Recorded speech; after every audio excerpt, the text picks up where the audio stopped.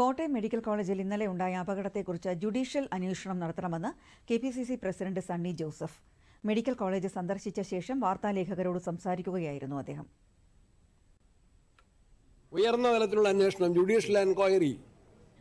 Y the government is afraid of an enquiry by the judicial officer?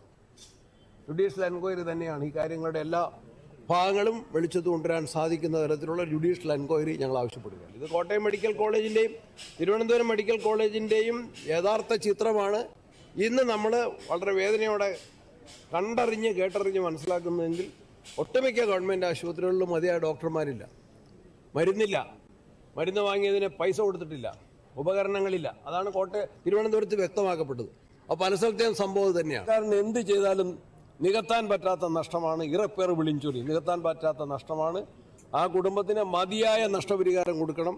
ബിന്ദുവിൻ്റെ ചെറിയ കൂലിപ്പണിയായിരുന്നു ആ വീടിൻ്റെ വരുമാനമെന്ന് മനസ്സിലാക്കുന്നു. ആ വീടിനെ സംരക്ഷിക്കാൻ സർക്കാരിന് ഉത്തരവാദിത്വമുണ്ട്. അത് ഞങ്ങൾ ബിന്ദുവിന്റെ കുടുംബത്തിനുണ്ടായ നഷ്ടം നികത്താനാവാത്തതാണെന്നും സണ്ണി ജോസഫ് പറഞ്ഞു.